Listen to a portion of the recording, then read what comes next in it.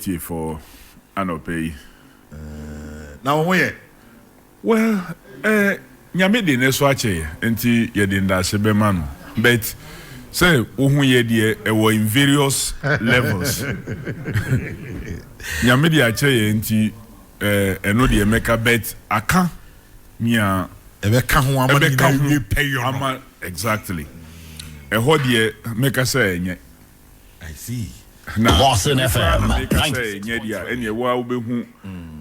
Because under normal circumstances, I should be among the privileged few. Yeah. Now say a yeading Maya, then you can imagine. Or more maybe Nipanu or near Jumabia or ye. And now or ye cry baby Ankre Juma a binding shishia enyenti ama bibia nye den enko ye.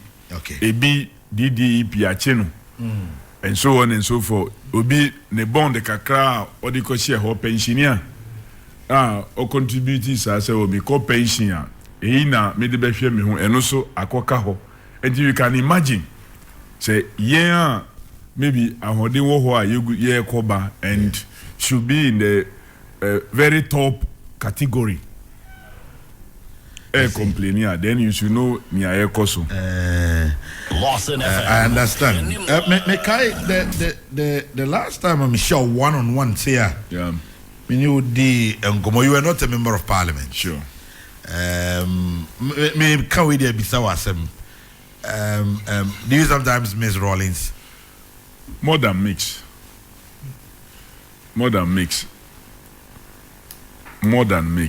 Rollins. I truly nyame no nim yentia offering at the time he did, but most times no me to her na me bisa me who say what will he say and what will he do again na nka obeka again na obeye senka still or that Kadiana Rollins beka again na obeye because clearly I believe say na yakupon on pese obeko through a certain level of say stress.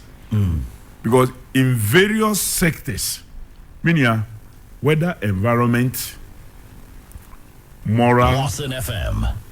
As for economy, yenka say, but environment, any moral and societal decadence, minim yanka ebeyeno. Because look, those times President Rollins woni no mu ko baby na mutika no eko na so hu se ejakura hye wo baby na se enyan kesi a obema ka obama mu ejina I make sure say eja no be den be dum no because he feels like the environment deserve a certain level of what protection. You can imagine yen environment in any issue. How he will feel. Debia, I ask myself, say maybe God knows why. Say maybe inka unto me nya bibinti on pese sa pain obeko through entina maybe offering because we've really done a lot of harm to yen society. Okay. On mine, and I truly more than mixed him. I'm not here to discuss Rollins, but me can ask him. Or to say it's like you see that person I easily forgive you now because the Rollins that I know are now only the current president. Before Rollins joined his ancestors, I think there was a cordial relationship. Sure. He was even sometimes speaking highly of him. You see, Rollins is a patriot. Rollins Yewubia or no, like I keep saying, Abrana Nanko tenasi. Look, and yeah, time Rollins be a former president, and what shall say, or cancel. Even when he was president, not or cancel.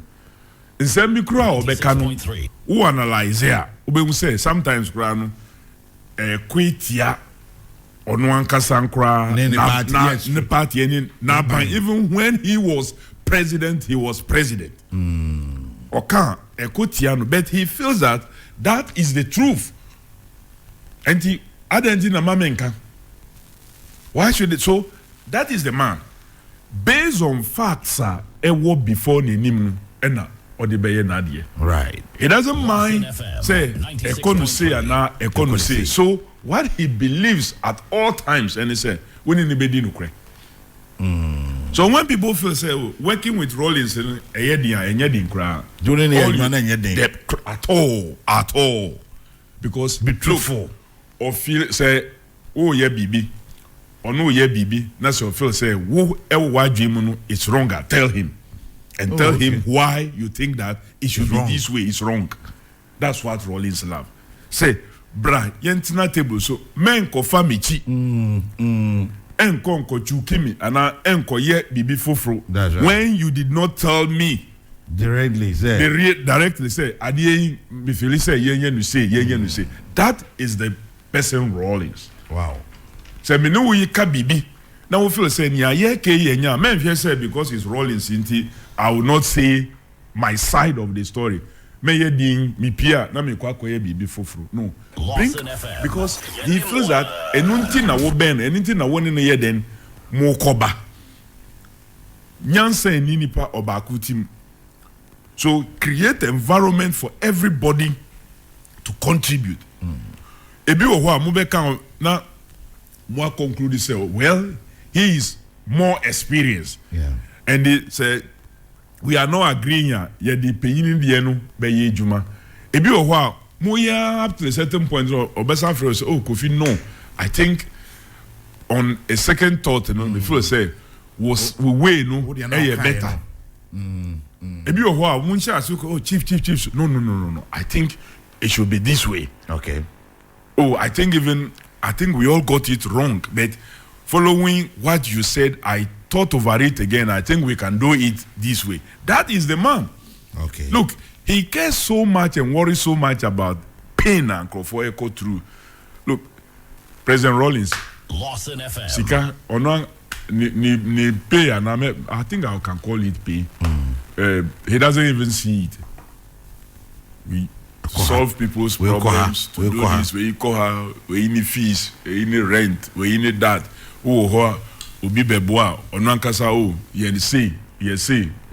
That's all that we do there. So, somebody that really cared for this country and many years after, because President Akufo Addo was one of the persons criticizing, maybe and wrongly so, but he himself came to admit, even at least before he became president.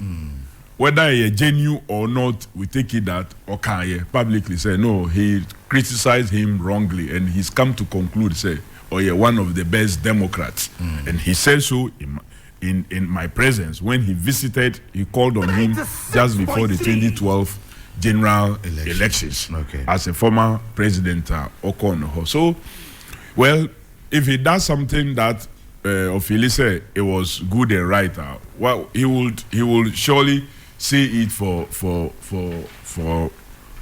him. If he does something so Enya or Becca, for example, no Junior is saying the creation of the office of special prosecutor was a good thing.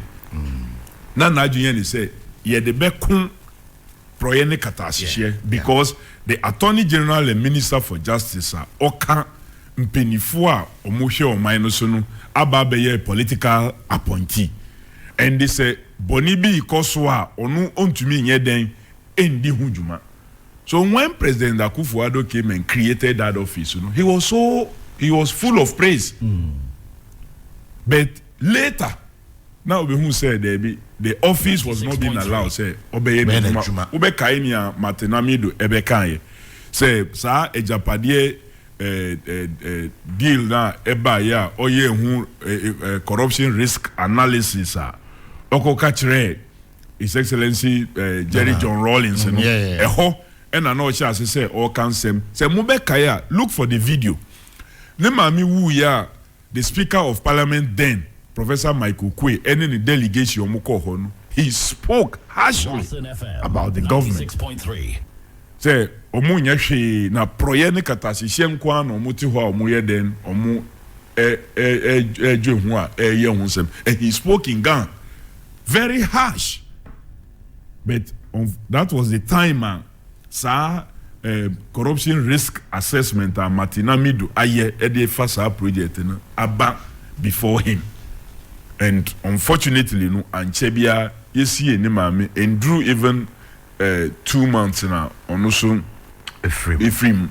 So we could not get the full part of him when he became aware of the level of Proyene Katashishia Koso. Of course, President Rawlings Nyama Bibri in Ashanti region. And at a point, Kuran Obekai Oko, the second election, you say, or the gold Kraba Akuntabeye then basic form. That meant say it meant say now why Nyama Bibri road interventions a lot of things he's done openly. Say, oh no, or them cry basic form. Meaning say they saw some of the things that is and Yedum Kanye, you see how you feel Yedum Kanye for just maybe a certain period. Before Rawlings initiative rural electrification project yes Stanley Kanye edeko yenyina yenkrunkrum ketenketi ayefri no, that was how some people were living all through. Now esum kwa na me den omuwum, you can imagine Idum Kanye pe how you feel, and then think back and see how some people have lived all their life until President Rawlings here now just said Debbie yen to me ent now my now Kanye no beka just a few city centers ibikura and go beyond some regions. So I was say yen shishia yede Kanye beko all communities, and that is one of the major social intervention. One was say yeah social intervention in fact you feel say rural electrification and enye part. Meaning what electricity and what power can do in the life of people, how it can transform nipa nabrabo. Look, those times adesa ukoye juma bi na se nya bo 5 pe obi antumi nya hwe biom, but se kane ko ho a you can work even all night. You can processing carpenters those times now young of say what they call city center before they can mold it, because that is where electricity was and that is where those machines are in just by your doorstep in the village Okra, they can even mold bibia so nice because we've extended power to all those areas. Okay. Now Yemra Ashanti region there's some weeks in it.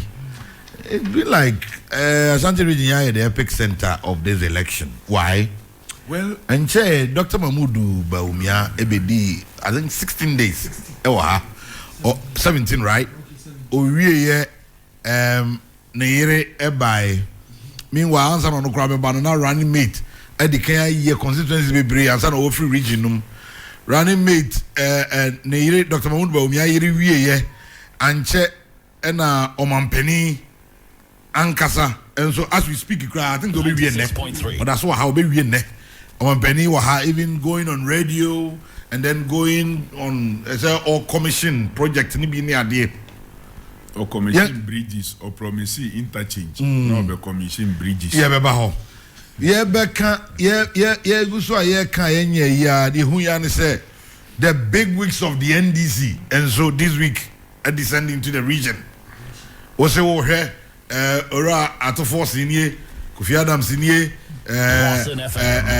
name them. John Janapo is here. Okujeto Ablakwa, the national chairman himself. You know, on the crowd Obakosa, me uncle Obakosa. No, afraid my bami kohaba. No, I mean, what is happening in Ashanti region? Well, two things. Now, the two parties, reason are completely different. Okay. in the case of MPP, no metimi aka say omo anye nya owo say omo ye. So afei de omo hu ye den e kire ho. So they have to come virtually like omo pacho. Okay. Because senkania o say we ya wo bulk votes bi e wo ha. You just tell them say look, emrene drubiomu when you will not be struggling the way they are struggling. But for us in the NDC, yes, you say Ashanti region, akwa to say Nkokromuti. So open say ubo power. You need it. Yeah. At all times. And he will say, yes, Penny, even though in terms of voter numbers, you know, yen to me nka yen stronghold. But then yenya good votes ewa haso.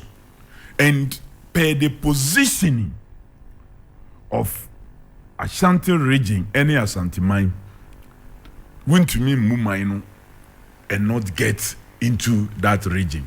Ebiomoso is a region equal the highest number of constituencies. 47. The next higher is 34. The next higher is Greater Accra is 34. And some Ashanti region eba with 33. So you cannot run a political campaign ubejai Ashanti region. So ye won sema ye then ye de Brehun. And we have 47 here currently as it stands. You could just 4 seats out of the 47. So ye juma ewo hanu eye mo. And the opportunity is big because party now omo to aba mohun all this while no this time round have completely disappointed them. Because when to me promise 5 or more interchanges now we deliver only a bridge. Now we feel say why a baby? When to me nyano in a situation say party now onunya abanu less no ababesi KJTM market. Now we see other satellite markets. Now we wa abem now the next phase kakra anko say we jaya to ho one yehu bibia. And to me man say you wait for an area unya abanu dodo for the youth and chiefs say omobeye demonstration and sana one machine ako omokwan so inyama bebre and omoye ya enti ine omoye den omobre. And the worst part and they say you have not managed the economy so well ebe mankrofo omuhuaye den at home, because that was one of the major promises MPP party ekachere Ghana for ntia yeto aba ema ho, because emobeka ya 2016 abado doa Nana de Danko Akufo Addo nya free Ashanti region na even higher than near President Kufuor Enyaye when he was contesting both the time Odin Kunim and even the second term. Round of ready Menka round of enshada the real calculation of Ubez Meka the first round voting. So we share a bar Ashanti mine in terms of even percentage, not total votes. In terms of percentage, Nya Omodima Nana Danko Akufo Addo in 2016, more than Nya President Kufokra Enyaye in the year 2000. Lawson FM 96.3. Odi winning elections. So clearly no na GDB ewo ho na enye na ye Nya omugina ye edito aba. It was all about economy. Obia nim say Asante mine dwedie mufa hu trophy only kwewu for mufa Lawson FM. And that explains why John Dramani Mahama NDC administration Beka say YBC one of the biggest market innovative market yemfa nko bibia ye de beba and he say Mudi Jwasa, of course, there is an international currency, then Yedidija. And at those times, who per dollar, we have 3 CD 75 pesos. Now you feel say, and CD na ye hata. Or say you be ye so that Jedienu ebe then ebe koye. You see, interest rate now, ye DJ around 17%, 18%, woko bobesia, e was rudodo. Now one na obe to me dijwa at 17, 18% obenye bibi. So it was too high. You see, inflation, abino managing yamayenti inflation no, e was rudodo. And all these indicators, we nyabe 17 CD and sana wonsaka $1. Inflation koya to even 54%. Afina about around 28, 27%. Still, it was so high. Interest rate, uko bubble since here, between 35 and 40%. And all these economic indicators are affecting Dredie have turned into wasteful under this government. Despite resources are abundant saka a lot more because anamo tuobi a wose omuntunu yi. Na say yen to aba say ye hu bekire ye to aba say ye benya nsesaye bi a ebema ye hu atoye. Enti say woto na say enko yi a you only have opportunity to change. And on America a group people when share and say, look, minia where you will seek her. Me person mebo babia din, but maybe what to say, oh, babi nka eduani bi good wo call ye first time eduani a ye de ma wonu na nchini ni mekonkwa afi next time musan call ye wo say omumfa osika ma omusi ye mfa ma next time wo san ye that maybe that day bibi na esi enti mama nsan ko bi wo san call ye no na akwa ye west third time we be call hobby man there be wonya osika o say ufa baby that is a battle yen to aba ma obakun de bia say oh e one na me feel say e one na Martin ti e one na there be uto because we per say hu better and he said this is the scorecard anka hokra o omusa ye no wo sika wo di am aban say fama me na me hwe so mfanye bibi na edru time a wo hia me de be ma wo no afi so aban say me mfa ma wo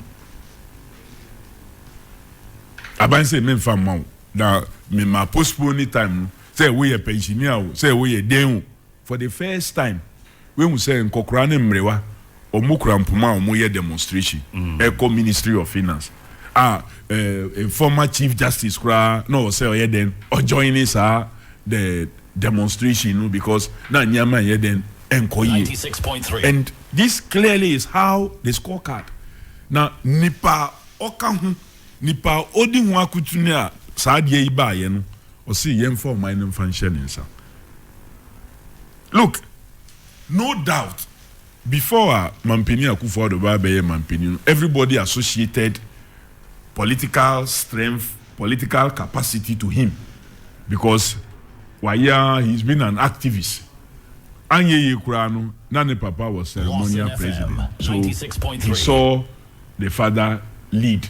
Onwan Kasan, I involved in a lot of political activism. Obeye MP, Obeye minister under President Kufuor. So he's been associated with a lot of political activism. And so na Obeye Mampini. Se onukra ne scorecard ni. And ye Bawumia osunya under Akufo Addo die na ebe ye mistake na say ye the omano share nsa. President Akufo Addo onusunya from various areas, combination of various experiences pra ni die nie. Enti Bawumia onu die Akufo Addo nsan kwa na okosunya ye dia. And ye na ebesi.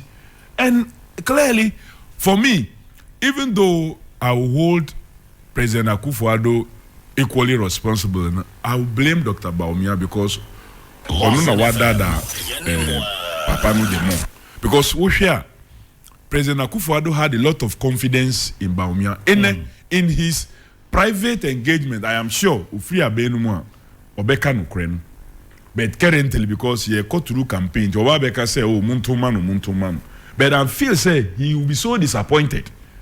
Because Papa no onya GDA ewanim and insisted. And with you know him into her, or say, not Dr. Bawumia nye party member cry. But because of GDA bia, na dunya ewanim, or say, yenye den, yemfa numbra. So they have to waive certain conditions for Dr. Bawumia to get the position of a running mate against other stalwarts like Hajia Halima, Mahama Numu and others. Boniface Numu. And Boniface Numu, and they gave it to him. Yeah. And Edian Okaya, or say, economy ninti and ode Bawumia then eba.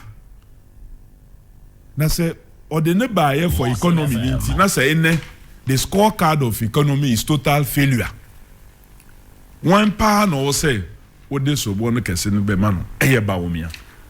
Because that is the purpose in here, Edinburgh. Like me and Fatu Obi say, President Akufo Addo it say maybe Obi Rane Babi Emma Krubi. And after the ono aba say, ba ne profit na eba no endorse kra baby aba ni ewo the location of the bar, any the size of the bar.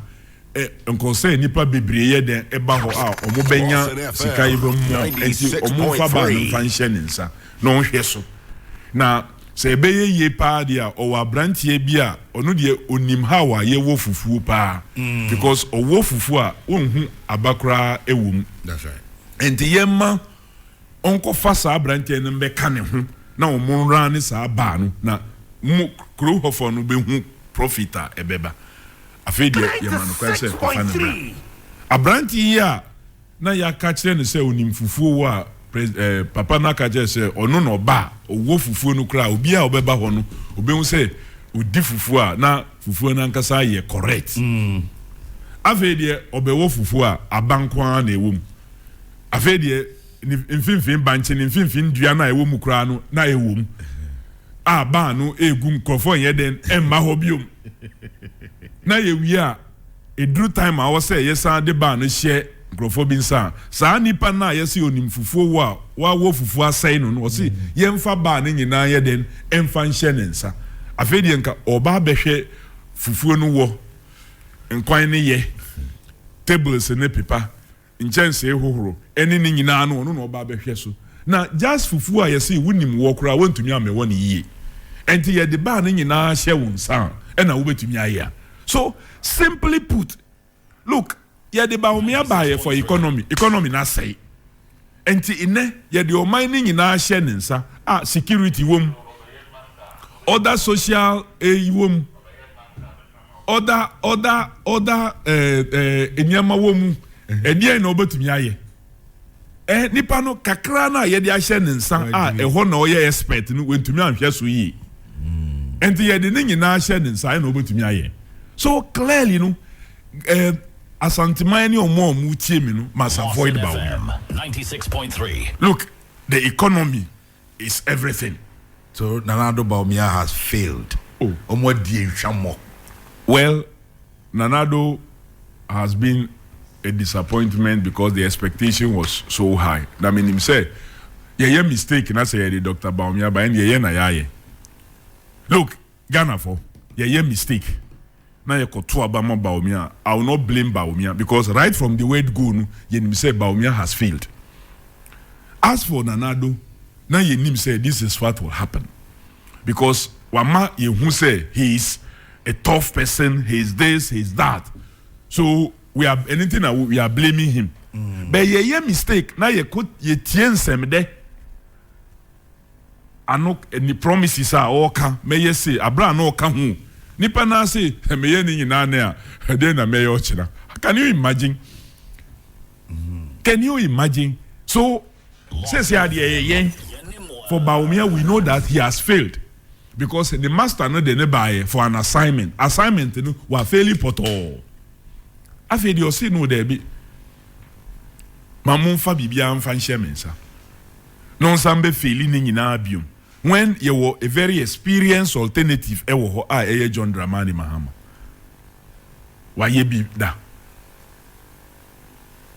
So clearly, no, yen decision no and we know that Dr. Bawumia has been a failure. And nothing all jumpy. I've had the economy now, or the yen and you know Bejina who said, what a solid team. What a solid team. In 100 days, adia omun enyomu no mwaye oko take advantage of okay say omu na omu aye initiative inti afedi dollar no omu kra achi dollar. Omu se omu achi dollar. Dollar na enye wo currency no wo achi dollar aloke no edisafo ama IGP. But those times it was the effect of John Dramani Mahama and the policies in Shishia waye and na affect the economy no any CD ni dollar rate no positively, but or the amane who okay ebrebi omuko ye meeting bi senior minister ya osafo mafo or the platitudes egune so say oh Dr. Bawumia or ye activist chairman of the economic management team until now just like chairman who say or ye involved or koha or yes or ye involved now on one kasa sote ho no boniti na ye ne de ave the economy na say montana ho say na ewie nu ye kan na mu accuse say oh na Alan so ye chairman of the cabinet subcommittee bi on economy na enyo no nko na oye chairman because ave the odwane eko yiye de ye de nyina ema wo wanko ka say oh Alan ye chairman of cabinet subcommittee on economy ave the asay mo asay ho ewie Bibia nko ye ka from 120 billion to over 763 billion as of September. When you talk to MPP for the Omomatia said digitalization, I must say Dr. Mahmoud Bawumia or running from the economy to digitalization is a subset of the economy. The global economy right now derives more on digitalization. And now that is where the world is turning to. Well, I didn't know why digitalization. I say, they can say, oh no, all champion digitalization. I didn't know Dr. Bawumia. No, but say, most of all, free economy. And America say, I didn't know why. That is why I'm telling you, say, Dr. Bawumia share, baby, obia ye bibi. The mudaho, clear no. Now I jump here, kwakofa. That's what he does. And nothing a memorable example of the economy. Now, mobile interoperability easy. On one kasa, there's a video. I believe say on Yanka wa withdraw those videos in our bedroom to me withdraw. On one can say answer na MPP beba be na abinda dano ama interoperability contract already. But or say a bono cost no na ye was through. But at that contract was cost free to the state. The analysis of Nia Ebeko into interoperability to the private persons who are going to do that and over the period. It was BOOT. Okay. That was what print and transfer. Exactly. That was what we had signed. So before Dr. Bawumia na MPP kura beba be dia na interoperability then ewo. So it wasn't the idea of Dr. Bawumia. Okay. The issue of Ghana card. Now President Kufuor make us say, oh no, and I'm running in 2006. Odikan edit the act no ebaye. NDC abreso 2012. And I yebe regulation. We act now. Or say ye regulation na ebema effect.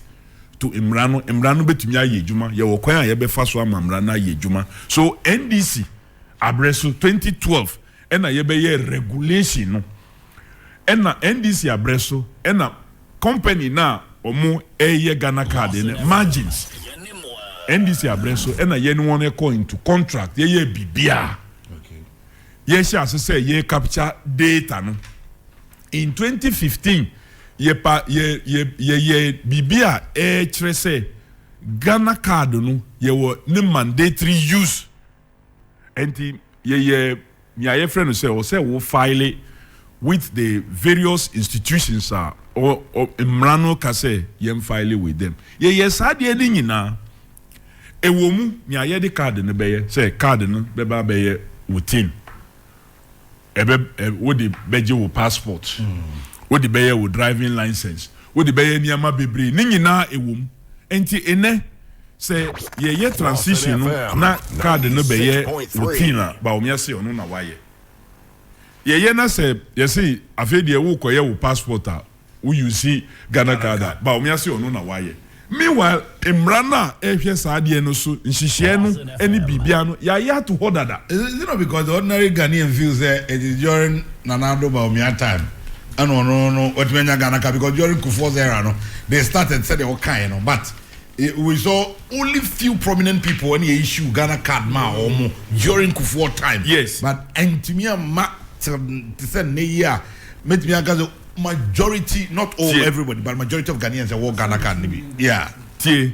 What happened was that in America say Adiebia. That is why when you talk about review, now I say MPP for say review means cancel. Look, under President Kufuor, ye be capture now ya call.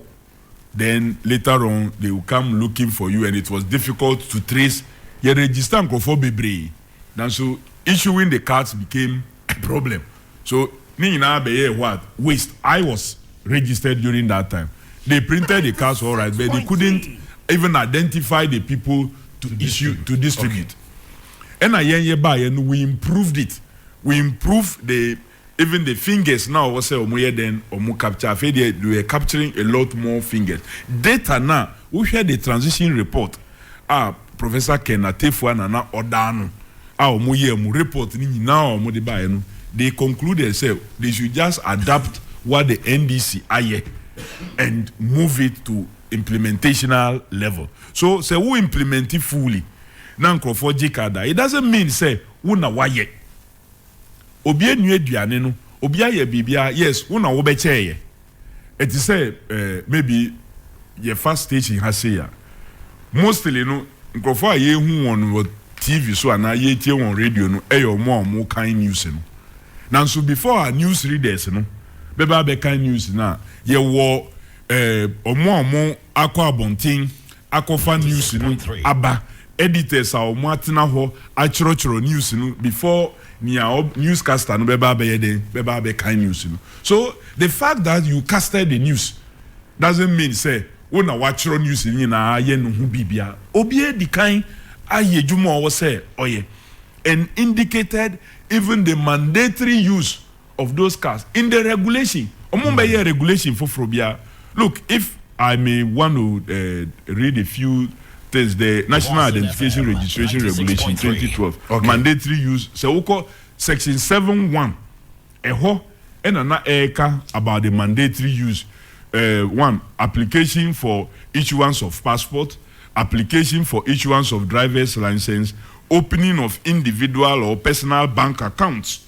I know say Ghana card abedani bank account. So it is the various institutions that are taking the data and utilizing it. Dr. Bawumia said onuna waye. Olonche apibia or say digitalization. But the basis of digitalization any the fiber optics are yali. Now one breso ena abayan kasa LED the laying of fiber optics NDC abreso.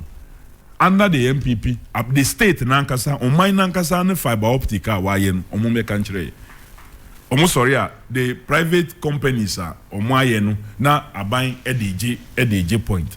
Abayin nankasa said only because you say that is where we must go no NDC abreso and even more. So Dr. Bawumia is only running because economy in India, what President Akufo-Addo told us, then candidate, and they say economy na ya hata see the dollar no as anti or the Bawumia then eba anti-digitalization now work on no. How is he going to reduce the dollar to CD rate when cocoa production what now cocoa production above from almost 1 million ton. Since ye brese ye benya even 450,000 metric tons. Okay. Last year, cocoa sikana ye ko different crop say the cocoa be ma hono. Since ye de 250,000 metric tons a yen tumi amfa nkoma won. And the next year under John Mahama ye ba be yen hihye na cocoa production ni share say kosura ye de ka 250,000 metric tons I was say ye de command crofo omo agi hu sika edi already enunti na afi omo call for syndicated loan obi amfa mma ho ena omo dwane ba ka omo be ka kire say afi de omo de some new system bi ba na ye nkoje bosia bia amfi bebia to come and pay for the cocoa. The cocoa farmers bebre sika na ma enti bebre na smuggling kwan na yeden ekoso ye sisi a cocoa na say we no afi na omunya sika kakra omode ko meanwhile cocoa na sound already. All right, you move away from there. Now let's talk about the man John Mahama. Yeni no hon komo kakra e dey na bema obi a owo any part of this world or this country ebe kase Osia to Abama John Dramani Mahama bio. Edie arehemu na sese onya ewo John Dramani Mahama mo. One. The first one then he say baby aye we ye be our experience. Okay. Look. 96. Me family here example and I know it applies to a lot of other persons or mutie me. Mere onyima okwa won. Let me wa yonkufo bebre they have passed out. Some are young doctors. So are young they were young nurses. But when you move here, you can say Ombra Embeboa Meyere ne mami. Because ono ankasa ko through the process how it is. It is. Nema 7. And you are go through okurasa experience.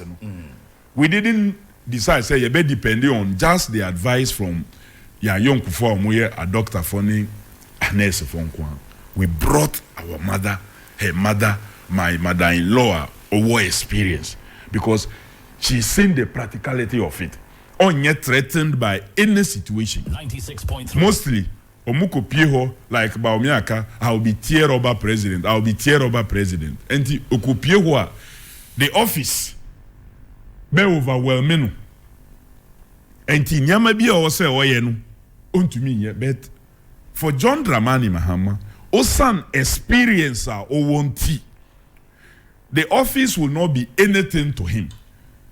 Meaning like the way I wo ha meaning say why ye ejume ye awoye why ye ansa na oba of Lawson 96.3 TV and FM station. And ube pie ha no matter the niceness of the studio no Emma enye will be bia you will just be doing your thing. But before uba fresh afedie or say we ni be call okay or say me will pay won share nipa no kra. But out of the experience no you do see you are just functioning doing all kinds of things. Look at how long it took Biden now I am vice president to form the government. And look at Trump. Yenya declare results in UAE, but then he started already making appointments. Ambassadors, he's even appointing them already, putting things in place, stating decisions near obey experience. That's what we talk about as experience. So John Mahama that experience will not be moved by the office, will not be overwhelmed by the office, and nyama on like nyawo kan yese obeye no arurifibeba when he gets there. That experience is there. 2, the track record edaho maye nyina. Enti na make say bisa wo say wasetena manne eni abra John Mahama wo ho no na etisen. Woko jom na se woko to aduane a na yesen. We a taxi driver now auto petrol na yesen. Auto petrol gallon 14 cedis. Ene liter baako ene ye over 14 cedi. Now upe ubia obe manage economy no better. Fuel prices no be stable. We duane be stable na ubia o manage nyama ni ye we join nkrofo na omo ye nia omo pe. Ebiom John Mahama yesi wudi mampini a wo free egwano do a ye within 3 years ye nhwehwemu fa wo hu na ye say we di boni a Assemble na young come for John Mahama wa bra no ye mampini. Say why you say say we free Akunyano do for 8 years. Ya ye all kinds of shemu na all reports you say or ye then or ye clean hu son. So say who was ani pay ya why ye vice president. Wa ba be ye president. We free abem na ya ye hwehwem ye the former special prosecutor Edinechi, ya the current one Edinechi, ya council mafano government official one, any ni na report in the bay no, they say John Mahama, the who song. Say who won nipa say that is hard for us to get. Now Oba say Oba Beshel or minus Subioma. Why will you go for Ubia? One Uncle through any investigation. Now, so you are taking your baby, Efanu, on one appointee say, oh, when you're $200,000 now, the manner, a quite baby, PDS, Hunsem, dear, now a woman say, yen bank guarantee, or no cotinas, also san dienu to insurance guarantee, ye the fake insurance. Edi beji yen sika, enne, Yegusuka say PDS for Ekra yen sika, moon from Maye. Sa deal in Inti, Emma America for FR yen $190 million na nko mode ma ye free say yem fam mo yen kan ye hunsem enti say enne wo kan ye bo kosoro unnecessarily because of maybe losses are because of Dr. Bawumia decision enti America for $190 million na nka ebeboa ama efficiency aba yen system no so that losses ne beba from no Dr. Bawumia masasika no ehwe yensem. Poor decision making. Look, e-levy. Dr. Bawumia tina ho. Omudi e-levy ebreye. Omudi e-levy ebano. John Dramani Mahama eka say e-levy mwaye. Mayemfa e-levy ma. Rather no, we should improve on our tolling system. Better than say, yebeka say ye cancel tolling na ye di e-levy aba. Bawumia say there be on any na buying. Yemfambra. Ene, it has taken Bawumia 3 years on. Say obi say e-levy nye enti oba onu so be dem betwemu when John Mahama and NDC have already made that indication. And he say it take Dr. Bawumia 3 years of implementation of e-levy. Say obi say e-levy nye edien biom na ode beba be say economy no ebeba be say dwedie ebeba be say kanko for some time and say no obi be John Dramani Mahama because of the experience a owonti obi hu niama bebre ahead of time. Okay. So there is no reason in tia obi beka say John Mahama wo ho na obekwa kofa fresh aba fresh oba be say ni amabium. You see governance no like my boss late boss Jerry Rollins Sky o say enti say obi try there wo board so na so ka say 1 + 1 is equal to 3. Now we won't say why mistake now our paper actually 2. Oko to aba ntisa wonya 2 ye e de manipa na ubetina musa for next 4 years won't me paper enuntina you must make reasoned judgment memfa ene joke bia mfanko ya sentiment bia mfam mem say o me de we share me busia no na ye MPP for na ye sa na yenti enye kura ma me nkoto no sa da bi nkoto no sa through that abandon decisions no ubetumi afemu kura afi ewu. That is why you must vote for Bia Obema Inyama Akoye. And I think that on all the persons John Dramani Mahama stands tall. Okay. And Ibinumuso take good decisions but late to say Alan Kojo Chiremanten. The decision say free MPP in this form as it is, I think was a good one, but late. Because so in term, and that is why he, though, was taking good decision, but the lateness of the decision, Emma Mifele said, and also he will not take quick and fast decisions as a leader of the country. He will be ready. Right from day one, from inauguration, or better key decisions at the Ebekwe. Honorable Maxwell Fusubuachi, MCE for Swami constituency, Swami Municipal Assembly. Was sending me message, I was saying more Kwaba. Yo, Major. Now, me miss out this question. Okay. Kwame, Can Honorable Kofi Adams repeat to Ghanaians that interest rate in Ghana was 17%?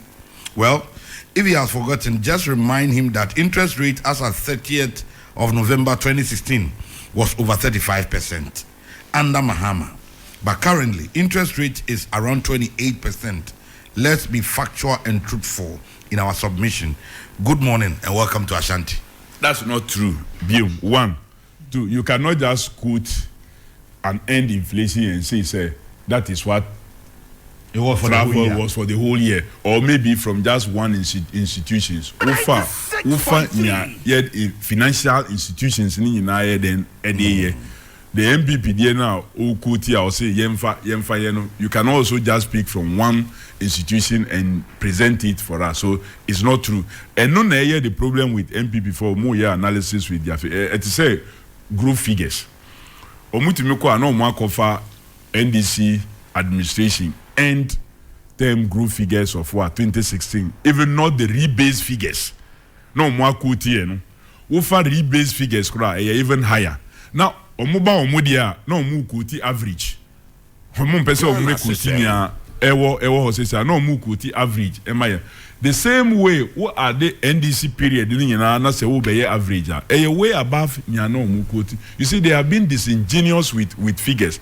Eba borrowing ni debtor no mo sheda mo say economy no mo amasi deny hata enti yen debt in cedis ye de kwa kotua yen ka ewo dollars no akosoro na omu wi na omu de omu use dollar say oh yen de besia na ye boy no in dollar terms no say musu mu de no in dollar terms no say enti ye de no less than nyamu mu ye. That's how disingenuous they are. But Sikana yedi kwa kutuya dollars in cedis. U mobilize u sika in cedis. Now we are converting into dollars and sana wa kwa kutuya and euro. Depending on maybe our J okay. A little of it maybe you pay in pounds, but most of it in dollars. So that is how disingenuous the MPP has been. Right, question here. Among for big Jitum say no credit. The performance of the NPP has been at best, but Mujitum. But almost say the NDC is not an option. It's not a choice. As a money message, not an alternative. Yes, and your alternative is correct. It's not the best. That's almost yeah. No credit. I didn't Martin. Now Martin be brave from MPP for MPP for no mutaka sasem because omuna sometimes omutimi kachire ukra say oh 24-hour economy krano the NDC into me explain omuntiase and I dey be me say is it the 24 they don't understand or is it the hour or is it the economy? They don't understand. But they are pretending because Omunim say a major policy direction. Mind me ourselves. So you can say 24-hour economy. It just means say institutions and corporations and bodies maybe 8, not above 5, no more point, can be aided to run for 24 hours of 3 shifts. And this and we just 1 shift. We be 3 shifts. Now we be yes idea aban be boa e wo kwan bebre so ebi wo ho a wo energy use security ebi wo ho a some credit facilities are ebeba so that ebeboa ma wo so betumi aye then afanipa mo wo production no be kosuru productivity to so be better because mostly no wo koye bibia wo kona se wo share se wo ye na nipa no pon na we jai file na to ho ebi wo ho the next time no nipa no se o me yare enti mama na obi foforo aba obekọ no se o ene eda na oba ye no me the file no to ha say a file na ayira but when you say in almost all the institutions that will be running 24 hours no sa file ayira no emba bio because me na me was shift 1 me be pon wo ba no me hand over bibia me dru nyama ye no me hand over e di ama wo so be take file no ato aso. So when we shift 2 the shift 3 person beba no baby awodi akwa koduru no ono so beba be then abe piki. So at all time the file will be in somebody's hand. Say my majuma no say ye call you obi so from another shift say on be take me shifter that person will be recorded. And nothing na wo call abrochiri ne ekeka ho a won ta ante say file ayira there is speedy disposition of what issues before them. And no be and I say yeah the Ghana. Because in the first place, you know, so we are saying now. Adesa wa Ghana, and not just say Adiasa wa baby. Yes. So we want to take advantage of that situation, so that at all times we can obviously online, and yeah, baby, what online. The online is there, but you may need some physical interface to conclude the process. And on Ayeka said that physical interface will be provided. Of course, agro processing because the more you produce, the lesser the total cost will be. Because once you are producing more using the same resources, because some machine nanka would ye juma for just 8 hours, the same machine has capacity to work for 24 hours of 3 shifts.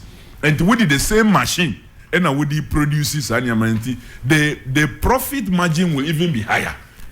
So 24-hour economy is a major thing. Also, MPP for any ebinuma shedana Omoka say, and you are not explaining it yourself. We are the best alternative in this situation because we should say education, say free education, or say na enko yenimo. It is NDC that can do. So it. MPP for free education, is it the best? And I say if you look at well, free education. Yen nananom mamenka no sa na nkrofom tiase. Omo no mo kotena ase echiro constitution, oman ne mra edi hwe yi nyina. O san say ye pese education be ye free nti ye sheda ema ye di share constitution num. Because we believed in it. And we saw these various stages of what implementation. Ubekaya 1995 and I launched F-Cube, free compulsory universal basic education. Yes. But a indicator of constitution say within 10 years after coming into effect of the constitution, was say you implement this at the end fully. So yes, you are here with creating institutions like Get Fund and the rest are over mobilizing more resources. President Kufuor Bayenu or launching the capitation grant to make effect. Star project now yes, you are here from 1995 to give effect to F-Cube. NDC are buying some Bayenu then ye peja capitation grant no echo school feeding now President Kufuor de Bayenu ye some a try even more to cover a lot more schools. Ye schools be a NSM fata say capitation feeding grant beko ho na ye di akobe bi owo say echo ye side to improve. Then we now move to the next stage secondary. Secondary now constitution where they say any progressively free. Okay. So yes, here with day students. Say every day student biano obenya education free. That was done in 2015-2016 academic year. Yes. Then in 2016-2017 academic year, you had 120,000 borders. So then ebe day for no. And so it is work in progress. And MPP for buy omo campaign promise say omo ba ombe yenu ni nyina fully. We said that is not possible. Yes, omo ba yenu omo anya ni nyina say mo be kaya. They started with first years. But the only thing is say after the first years whether you were a day or border no ye the amount.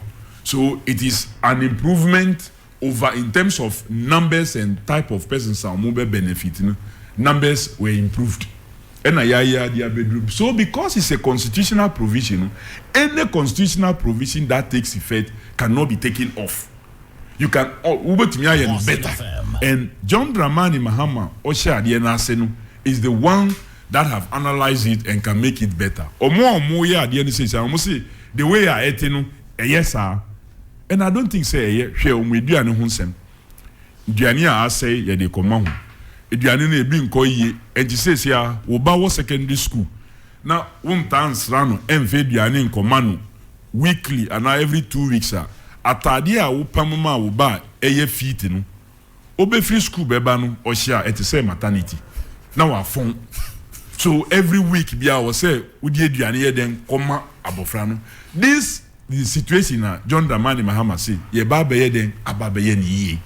The situation of double tracking any ye keka ho ebinumu wo school ebinumu wo fie na ebinumu fa ho efa ho mbrantie maybe na omo akoye ni en wo say omo ye na ebi afa yifu and then the rest na omo education no adane bibi foforo John Dramani Mahama say oba besi more infrastructure na omofra no betimi akọ school at the same time ebiom private schools are ye won a free SHS no oba be arrangement ye be ma private school no so ye the one ye then aka so the NDC and John Mahama ba be free SHS no better at the amount. So it is not the case. We hear from MPP Nibia and Dada. Omo Dada on say, oh, at the end of the way I we should protect free SHS. Bawumia. Because Omo Kabi said when John Mahama was the president, and free senior high he says, oh, 2 billion. Yes. Because why should we give him the time? At that time, na ye come was 2012. No, was say ye improving infrastructure.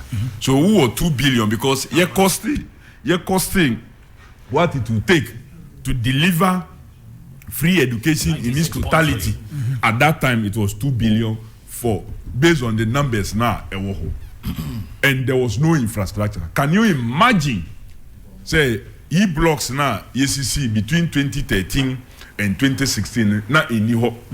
Can you imagine say World Bank facility now yekonya ye di biso ECC adan ewo existing schools nemu na yenya yes ade no. Ena omode free SHS in the manner omode baye nkai dey need even with all that kran hwenia na ekoso school na dan traffic. Mofra no go school 27th September by 28th October no you see your promote to work form 2 won't try exams. How is that possible, Kofi? But that's what happened. How is that possible? Omo form 2 says here. Omo reported 27th of September. Me sister-in-law ne babia me hwe no owo mfanseman enti mia na me driver na edin ko school. Oko on the 27th of September and omo report here by 28th October no you see you don't want to form 2. From Form 1 to Form 2, no exams. Same year. Hey. They don't want to Form 2, no exams. And no ekoso. Because no poor planning. And look, many will go school. No? You don't call the next level without an exam. Exactly. So it creates a situation for you to learn because one person you better repeat you. Now we colleagues na kweja, now we genius na babeto. But in a wholesale promotion, you repeat kura. What fail kura? You see, even moving to secondary school kura. Those times them say aggregate 36. Yeah. And then the qualifying aggregate. And then ukra 52 kura uko. And I say education. The quality is so low. So there is no motivation. Say. Atechere for no be ha omuhu ana edisua for no so be den be ha omuhu but we need to improve upon all those things so de nyina na John Mahama say me ba be ye ni yi so that omeduane ho nsem obi tinkran na onu na oto eduane ye de commerce schools ni nyina no ye be ye free ho ye de sika no be ko at the school level. That is the way I hear no those times. The headmaster, the domestic beza, the accountant, no mwako, ako through processes. Then they procure quality food from within the locality. And they say, "Oh, kwabre na school bi wo ho a. Ye beto ediane so na wo dijwa wo ho a. Ye beto munu bi efi wo ho. Usu wo jadue ni be den be ko enim. Enye say obi tinkra na wa call down from India. No kwa na onyaska. Ye disika na ba school ho a. Headmasters no headmaster no entu kwan free kwabre say me ko nkran akwa mu by all means obeto free within the locality. So anye ye a wo dijwa in those areas no so a wo so wo jadue no so be den be ko nenim. This is why John Dramani na wo mpe we ya ope ni a omo tenkran a omo de contract e man crofo say omo nkran mu free India no mu fambra na. With another school of thought and say as akwa say MPP for the pressure to so. Pressure on the atomoso so on the free senior high school by it has put in a certain kind of fear and pressure on the NDC to say so on the free tertiary bar for first year students ahead of this kind of well it's a good question now we be say anything that we can echo the fundamental laws of the country our constitution yen ya sheda actual ewo constitution say basic education any free and compulsory for basic education no dey wo awofo no kura who need right say obeka say oba wonfa no nko school ihu saa ye beche secondary there enye compulsory but for basic need ye dey share constitution me say it should be free, it should be compulsory, it should be universal. Enti enu de untumi nka say me mfa me ba enko school yen na ye dey make sure say ye decide na share constitution. Secondary you see enye progressively free all forms. Then tertiary no you see as far as resources available so enu so nye then enye free. Enti ewo constitution na ewo ho no ya na ye dey adwuma de bia o enu nti na ya ma indication say ye hu lacuna bia ema mbrantie ne nketesia no mu wie secondary school a ebi wo ho a tertiary level no admission and mantem ebape petu omo say kutia 50 million kutia 6,000 kutia say ansana will be accepted to admission na yedi amao when metua saska na yedi space ne be mu bi foforo ni ajo Mahama can say from 2025 wo a obenya admission say wo ko university technical university college of education nursing training sa first year na sika na ye bi sa wonu ye bi so bi abio wonyanya admission pe be pa ko woni ama na wo ko school aban betua ama. Then from the second year aircon because says yeah the way we school no already. So student loan trust no be take over from that. Now omo ma loan. Kese a ebe son ama wo de ahwe wo ho ewie. Wo be wie no because of the policy papa 24-hour economy policy no. Ejuma be ye den bebu okrom. Enti wo be nya ejuma ye. Wo sha say wo ye ejuma na ye take kakra efi wo. Yen bebre no we went to school with student loan. And we had paid off without feeling it when I was working. Now, kakra. So that is what our policy direction is in terms of tertiary level. And you say, the pressure I bet you suntina, but the idea na your constitution, you feel say this is the right time to implement it. Because economy no so much economy. Nipa brew. And then ama binumu join say, oh, because brenti, so one two ama MPP, maybe MPP before that one say.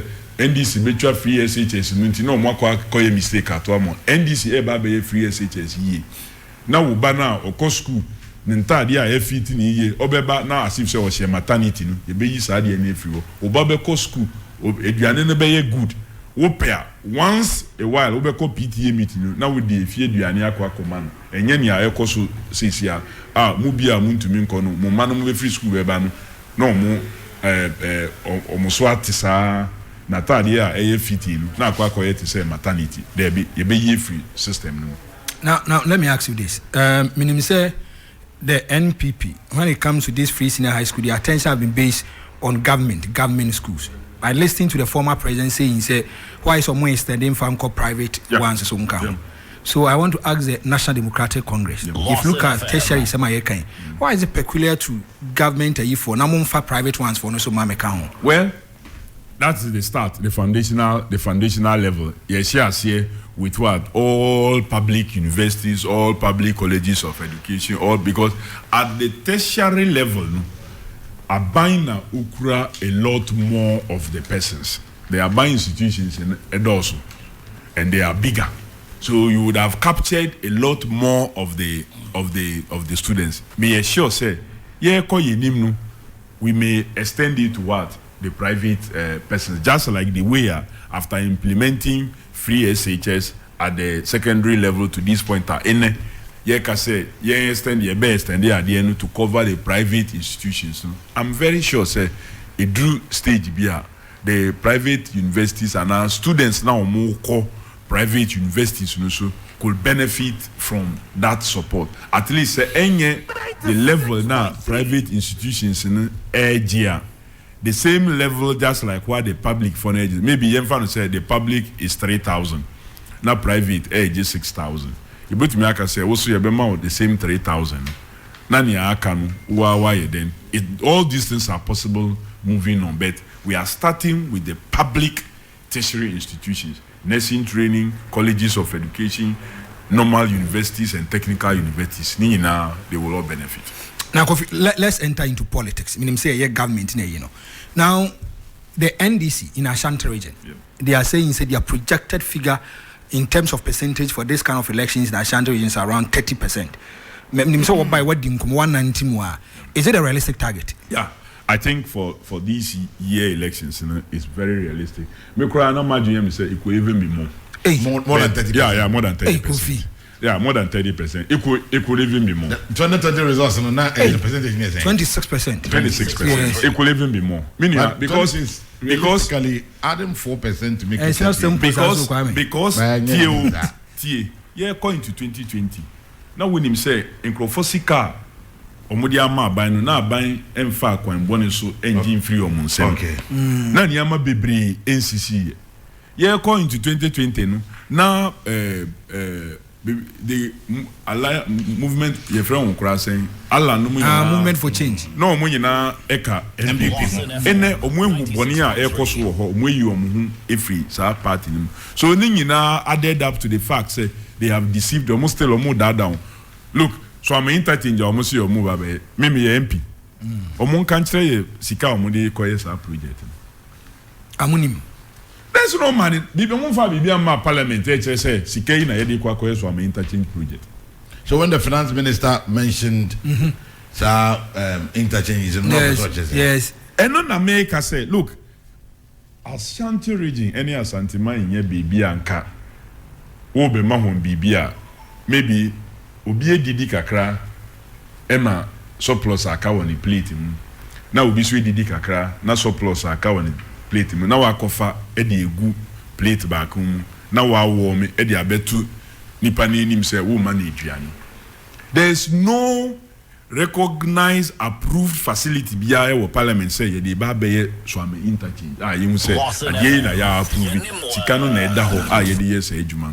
Enti omo wo ho a na omo akofa bibi kakra efri ha na omo akofa bibi kakra efri ha enti se bibi sipe emergency bc bioma na omo are redirect. There's no funds allocated for Swami interchange. But if me kai say the Minister of Finance at that omo be ye ya omo katis omo anka nkyere won say sika no da ho na o say microphone no free ekwan ni nchen to yes.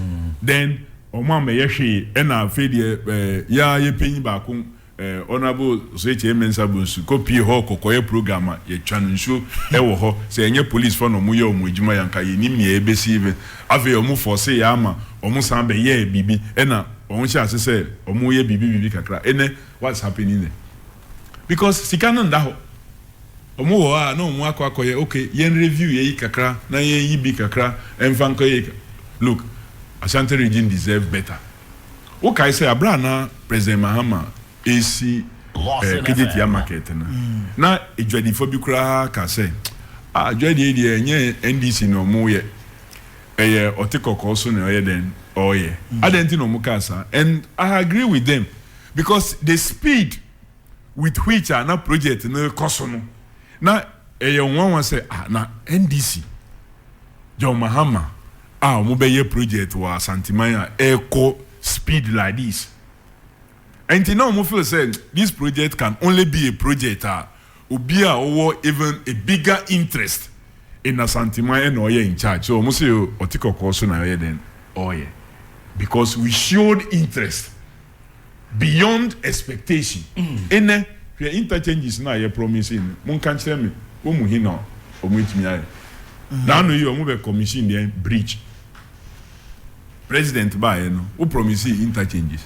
Now we commission bridge now promise here. But look at the situation at hand. Osha by bridge on commission here.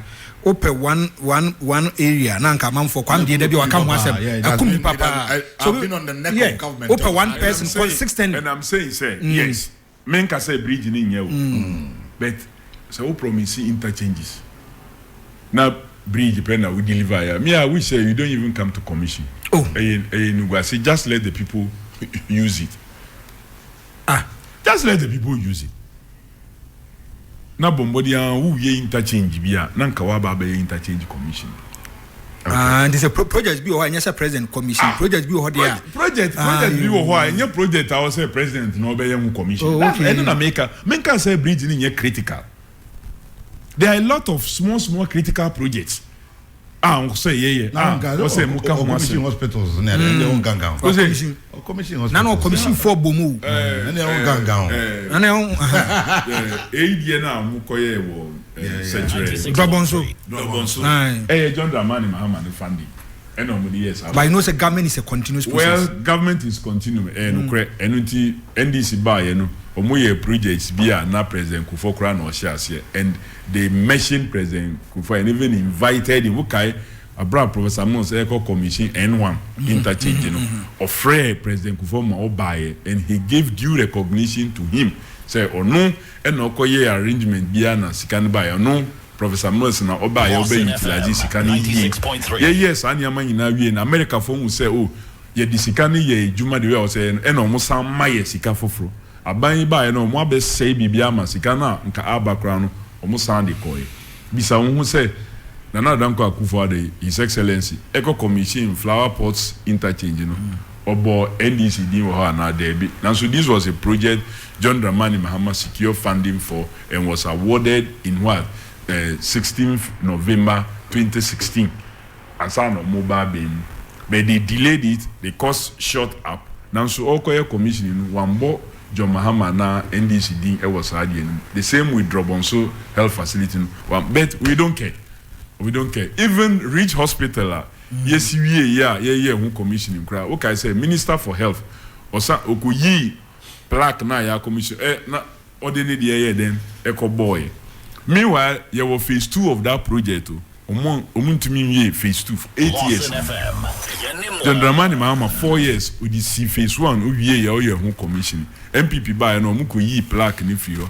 the minister ne constituency yourself wa commission first phase bill meanwhile UGMC na ye wie anko say mu commission no that and crofo say plant in ho it took you the media to expose no krena you say there was a plant that can run every department bibia here ready after the COVID by ya ono ankasa so unfortunately or fortunately e bi kan no na ye ho no okoye kra wan kanu kra nchire say onya COVID or say he was resting somewhere well of course facility no is so nice uko ho awujin say your hotel so I'm not surprised say like I said he was resting so clearly no ebedi kunim okay and Ashanti region will contribute to NDC kunimdie no more contribute so a nya omuhu previously no kra na ya agro afekra no mu behu even more development every project bia MPP abansha sia akaho ye no to say epilepsy ebako no NDC ba ye be wi ama Asante man when is John Mahama coming John Mahama should be entering Ashanti region possibly the eve of 30th now wababa ye juma for a number of days okay because Asante man is critical Ashanti region is critical and your baba ye juma ewa all right we spend almost an hour and a half.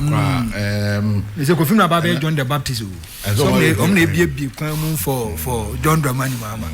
Hey, but I'm reading how you do. But yeah. But how you do. I'm sure so by Asante so I will come well. Oh well, no, it's been good. It's been good, and I feel happy. Going round. Yeah, I've been going round. The reception here good. Now me bompire say more munsuru because many other regions uko asa no muso eba on board. Enti abana uko akoto ama NDC ni mensuru say uko akoto maybe NDC ndin kunimti o sign with ya kwa akoto bibiana wotato no debi NDC edin kunim this year. Look, me ranking for Security and Intelligence Committee. The National Investigative Bureau aye survey 2 Nini na actually say MPP lose elections. Okay. All credible polls now ya yengi na actually say MPP lose. But they said they are winning majority in parliament. How are they going to win? Almost a projection 150 seats. Ashanti region hakra no yen seats be free 4 akọ a little higher. Ye beji seats ni be free. Ewa 6 7 be. Possibly 7 or even 8. Hey, yeah. Kofi. Yeah. Don't be over ambitious. No, possibly 7. Hey, Kofi. Possibly 7 or 8. Possibly 7. But that would be a history. Yeah, we sure. No. It was a BBC. You see, to spark the MPP in future. Okay. Almost some babioma. Almost fighting for granted. Okay. Because I quite quiet to say, because Nipa no nya fa kwa mbiso no winning the primary respect no feel say we MP enti hwe fa no ho right but yetumi yesa na say isi a shocking dipa kakra in future omusan ba bioma they will be careful but say yan sa who be feel say sa Hon Kofi Adams finally na ye ne wo awie ye nkomo ne anope de na obeka e de atwato nkomo aye ne wo abon na anope well near the kind no ba me fanda se mamuso ewo akwenya mudi amaye na minda Asante Mine the entire Ashanti region ase ewo support a omudi ama oman no me menka no sa any NDC na minim say next this Saturday next Saturday no the general elections day muma yen na mpientem na yenko enkoto aba na yento machiniye no yenhwe bebi achiniye no na yemfa yekokrumuti emfensi ho emma na papa embra biom na yenko yenim udijwa udwadie no beko nenim oso wo mbre eno ena ya disrea me de bema ho mempopo wuti men ma obi mbedada o enka say free SHS John Mahama any NDC na ye ba be ye free SHS ni ye ama aboa o ye be ye economy ni so ye ama wa setna ni bibia no so be ko ye ni ama boo be ba fam na ye ho aye den atoye enti me do bi mensuru me mo bi mbedada o obi disika be ma wa you look e wusika for the last 8 years no ya ji free wo ena omode kakra ebrew mia esi wase north no moma ebi nye den ensi ewo ha ya ka kira wo se kona koso awo nsuo bi anabe wo ya fie nye wo because eye wusika enye nipa no ni sika ase north omoje omudie besi ne obi enwuye obi nyare ye because waji omusika wanto ama ho enti bibisa anye den ensi so ewo ha na oman no emfa no ntuma pa anye den infra. Okay, you better say ene anope era Kofi Adams. Se ene anope oni abeche ye bedi nkomo ewo fidue emu na oyemrahye bedwani edema eye Buem constituency. Constituency.